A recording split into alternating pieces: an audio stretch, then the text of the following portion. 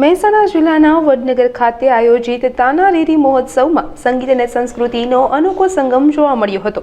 જિલ્લા પ્રભારી મંત્રી પ્રવીણ માળીની ઉપસ્થિતિમાં શાસ્ત્રીય ગાયક ડોક્ટર સુભદ્રા દેસાઈ, સંતૂર વાદક નિનદ અધિકારી, લોકગાયક પાર્થ ઓઝા અને ડોક્ટર તેજર ઠાકર જેવા પ્રખ્યાત કલાકારોને શાન અને મોમેન્ટો આપી સન્માનિત કરવામાં આવ્યા હતા। આ પ્રસંગે મંત્રી પ્રવીણ માળીએ જણાવ્યું હતું કે વડાપ્રધાન નરેન્દ્ર મોદીના માદરે વતનમાં વર્ષ 2003થી શરૂ થયેલી આ સંગીતની સાધના ભારતીય સંસ્કૃતિનું જીવંત ઉદાહરણ છે। તેમણે મીરાબાઈ અને તાનારીરીના મલ્હાર રાગ દ્વારા તાનસેનની દાહ શાંતિ કરવાના ઐતિહાસિક પ્રસંગો યાદ કર્યા હતા અને આ અલૌકિક વારસાને જાળવી રાખવા માટે આહવાન કર્યું હતું। આ મહોત્સવમાં સામાજિક અગ્રણીઓ, ધારાસભ્યો અને મોટી સંખ્યામાં નગરજનો સંગીતના સુમધુર આસ્વાદના સાક્ષી બન્યા હતા।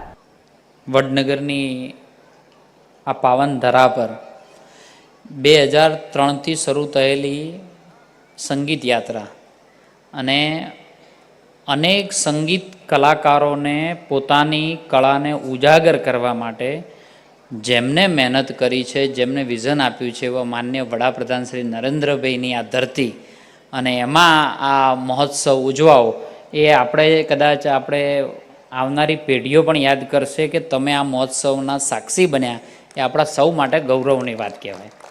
એવા જ તાનારીરી 2025ના મહોત્સવની અંદર ઉપસ્થિત માન્ય રાજ્યસભાના સાંસદ, દેશ વિદેશની અંદર પણ જે પણ કોઈ સંગીતની દુનિયામાં જે લોકોએ પગ રાખ્યો છે એ ફેમસ થવા માટે રાખેલો, કોમર્શિયલ યુઝથી રાખેલો છે।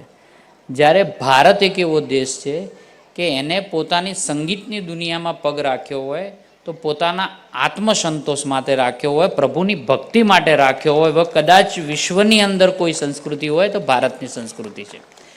મારે તબક્કે યાદ કરવા છે, એલ્વિસ પ્રેસ્લીનું નામ આપણે સૌએ સાંભળેલું હશે, વિશ્વની દુનિયાનો બેતાજ બાદશાહ, સંગીતની દુનિયાનો। એના નામના લોગો, જીન્સ ઉપર લોગો, 21 વર્ષની ઉંમરે 72 જેટલી બ્રાન્ડ એને પ્રોડક્ટો લોન્ચ કરી હશે અને એ નીકળે એટલે એની ગાડીમાં એક જેવા ડાયમંડ લાગેલા હોય, એક જેવું નીકળે। એ નીકળે એટલે વિદેશની કોઈ ધરતી ઉપર જાય એટલે 2 પ્લેન લઈને નીકળે, એક પ્લેનની અંદર પોતે હોય ને બીજા પ્લેનની અંદર એના સાધનો હોય। એ જ્યારે કોઈ કોન્સર્ટની અંદર જાય છે અને પોતાનું જેકેટ આમ ફાડીને લોકોની વચ્ચે નાખે એટલે લોકો એને ચીથરા ઉડાડી અને જેકેટના એક ટુકડા ઘરે લઈને જાય અને એ ટુકડો લઈ અને ફ્રેમિંગ કરીને લખે કે એલ્વિસ પ્રેસ્લીની આ અમે કોન્સર્ટની અંદર ગયા હતા અને આ જેકેટ અમને મળ્યું છે, એવું પ્રાઉડ ફીલ કરે। એક દિવસ એને એના મિત્રએ કીધું કે હાઉસ ફિલિંગ, એમ કેવું લાગે છે આ તારી સફળતા પછી? ત્યારે એલ્વિસ પ્રેસ્લી એવું કહે છે કે આઈ એમ ફિલિંગ અલોન, હું એકલપણું મહેસૂસ કરું છું। અને એ 21 વર્ષની ઉંમરે ખૂબ બધી દવાઓ લઈ અને પછી પોતે આત્મહત્યા કરી લે છે અને મરી જાય છે। આની વાતને કન્સર્ન મારે મીરાબાઈ સાથે કરવો છે। મીરાબાઈ સાથે એટલા માટે કરવો છે કે એ પણ ગાયક હતા, આ પણ ગાયિકા હતી। એ પૈસા માટે કોન્સર્ન કરતા હતા, જ્યારે મીરાબાઈ પોતાના મનને શાંતિ માટે કૃષ્ણ ભક્તિમાં લગાવતા હતા। એની જોડે ખૂબ બધા લોકો પાછળ લાગતા હતા, એ ગાવે એટલે હજારો લોકો હોય અને આપણી મીરાબાઈ છે એ કૃષ્ણની એક નાનકડી મૂર્તિ સામે પણ મગ્ન થઈ અને ગીતો ગાવતી હોય છે। અને છેલ્લે આને ઘણા બધા લોકો પ્રશ્ન કરે છે મીરાબાઈને કે મીરાબાઈ તુને ક્યાં પાયા? ત્યારે મીરાબાઈ કહે છે કે પાયોજી મેને રામ રતન ધન પાયો, પાયોજી મેને રામ રતન ધન પાયો। આવી જ રીતે આપણી આ 2 દીકરીઓ તાનારીરી, એને પણ પોતાની ભક્તિમાં ક્યાંય કચાશ રાખી નથી। એ જે રીતે ગાવતી હતી એટલે ખુદ ઇન્દ્રદેવે પણ આવવું પડે અને એની સ્ટોરી કદાચ આપણે સૌએ જાણી હશે, બહુ ખૂબ બધા લોકો વર્ષોથી કદાચ આ સાથે સંકળાયેલા હશે કે ગાવે એટલે મલ્હાર રાગ ગાવે એટલે વરસાદ પડે। તો એને પણ અકબરની સામે પણ એને એમ કહી દીધું હતું કે અમે કોઈના મોહતાજ નથી કે અમે કોઈ દરબારમાં બોલાવે ને અમે જતા રહીએ, અમે તો પ્રભુ ભક્તિ માટે આ રાગ ગાઈએ છીએ, મલ્હાર રાગ ગાઈએ છીએ, સંગીત ગાઈએ છીએ।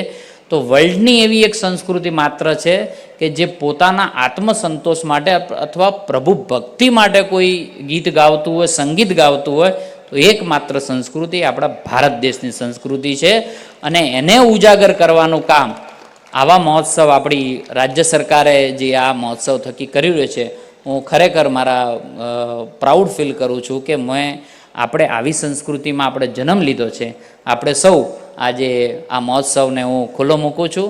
માનનીય મુખ્યમંત્રી સાહેબે કાલે પહેલા દિવસની અંદર એનું ઇનોગ્રેશન કર્યું અને આપણી એક દીકરીને પણ સન્માન કરીને 2.5 લાખ રૂપિયાની રકમ પણ આપી છે. મને બહુ આનંદની વાત છે કે આવા આપણા કલાકારો પણ પોતાની કળાની દૃષ્ટિએ આગળ વધે, ખૂબ આગળ આવે. આ ધરતી એ માન્ય નરેન્દ્રભાઈની ધરતી છે, આ ધરતી તાનારીરીની ધરતી છે. આપણે સૌ એને યાદ કરી આપણે પણ આપણા જે ફિલ્ડમાં છીએ, આપણો સાંસ્કૃતિક જે વારસો છે એને પણ આપણે જાળવી રાખીએ. એ તબક્કે આપ સૌને આ વિદિત કરું છું. ફરી એકવાર આપ સૌનો હૃદયપૂર્વક ખૂબ આભાર.